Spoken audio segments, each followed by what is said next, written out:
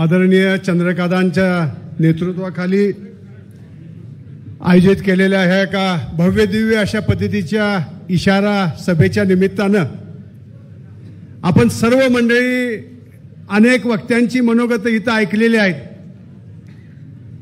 एक आपला भूकंपाचा केंद्रबिंदू तिथं बसलेला आहे. योगायोगानं त्या भूकंपाच्या केंद्रबिंदूचा आज वाढदिवस आहे.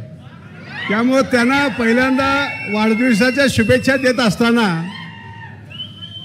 मला आज दादांचे आभार मानायचे आहेत की शिमगा हा आपण मला वाटतं जसं आशिष शेलार साहेबांनी गणेशोत्सव आता राज्य महोत्सव म्हणून जाहीर केलेला आहे, तसं उद्या शिमगा हा आपला राजकीय महोत्सव साजरा करायला काय अडचण नाही. एवढ्या शिव्या मगाशी आपल्या ह्या मनोगतातनं या क्लिपच्याद्वारे आम्ही ऐकलेल्या आहेत. आणि खरं तसं बघितलं तर आदरणीय दादा, माझे वडील कैलासवासी शिवराव देशमुख साहेब असतील, इथं चिमणभाऊ बसलेले आहेत, त्यांचे पिताश्री आदरणीय अण्णासाहेब डांगे असतील, या जिल्ह्यामध्ये वसंतदादा असतील, राजाराम बापू असतील, नंतरच्या काळामध्ये अगदी जी.डी. पाटलांपासून ते नागनाथ अण्णा नायकवडींच्यापर्यंत असणारी सगळी थोर, आबासाहेब शिंदे असतील, वेगवेगळे असणारे थोर महान सुपुत्र जे आहेत, ह्या सर्व थोर महान सुपुत्रांनी काही संकेत पाळले होते. ते संकेत असे होते, आपले विचार मतभेद असावेत, व्यक्तिदेश असू नयेत. पण दुर्दैवानं हल्लीच्या ह्या सगळ्या राजकीय पटलावरती मला खेदानं सांगावंसं वाटतं की विचाराची जी आदान प्रदान होते तिची पातळी एवढी खाली झालेली आहे. आणि त्याचं मला वाटतं ती संस्कृती बचाव रॅली जी झाली, त्या रॅलीमध्ये जे वक्ते बोललेले आहेत, ते वक्ते बोलल्यानंतर हे संस्कृतीचे रक्षक नकून भक्षक आहेत.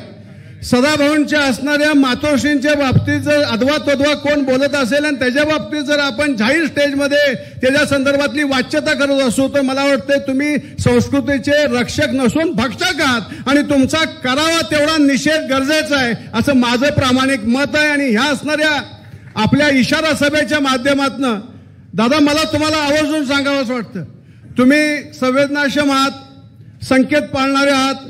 अगदी वसंतराव खोतांपासून आपटे साहेबांच्या पर्यंत असणारे सगळे जे काही संघाचे संस्कार असतील, संघटनेचे संस्कार असतील, ते कोण तुमच्यामध्ये कुठं ना कुठेतरी आहेत. पण दुर्दैवानं ही जी असणारी जी विकृती आहे ती विकृती आता ठेचून काढणं गरजेचं आहे. आणि गोपीशेठ काही बोलले असतील, बोलल्यानंतर तुम्ही त्यानंतर जी सभा घेतली त्या सभेमध्ये तुम्ही त्या सभेचा नूर आणि तिची पातळी पूर्ण पाडून दिलेली आहे. आणि म्हणून आम्हाला ही सभा तुम्हाला एक इशारा म्हणून ही सभा आपण आयोजित केलेली आहे की ह्या सभेतनं आम्हाला तुम्हाला सूचक सांगायचंय, आता ह्या पुढे जर समजा तुम्ही तुमच्या वाणीला लगाम घातला नाही तर आमचे भारतीय जनता पक्षाचे कार्यकर्ते थांबणार नाहीत. ईट का जवाब पत्थर से मिलेगा अशा पद्धतीचा आपल्या सगळ्यांचा आज आपण वज्र निर्धार करूया. या सभेच्या माध्यमातून आपण तशा पद्धतीचा एक संकल्प करूया. आणि दादा तुम्हाला या निमित्तानं तुम्ही जे जे काही आता हा रावण जाळण्याच्या संदर्भातला निर्णय घेतलेला आहे ही विकृती आहे. आणि सांगली जिल्ह्यानं महाराष्ट्राचं नेतृत्व केलेलं आहे आणि तुम्ही सांगली जिल्ह्याचे पालकमंत्री आहात. एक अत्यंत आदर्श अशा पद्धतीचा कोड ऑफ कंडक्ट या पुढच्या काळामध्ये विचारसरणीच्या माध्यमातून आणि बोलण्याच्या माध्यमातून आपण निर्माण करावा, तरच मी म्हणेन खऱ्या अर्थानं सांगली जिल्ह्याचं नेतृत्व आपल्या माध्यमातून योग्य पद्धतीनं झालं असं माझं प्रामाणिक मत आहे. एवढं बोलतो. आपल्या सर्व सहकारी कार्यकर्त्यांना मी सांगतो की तुमच्या बरोबरीनं मी सगळ्या असणाऱ्या तुमच्या संघर्षामध्ये निश्चितपणे आहे.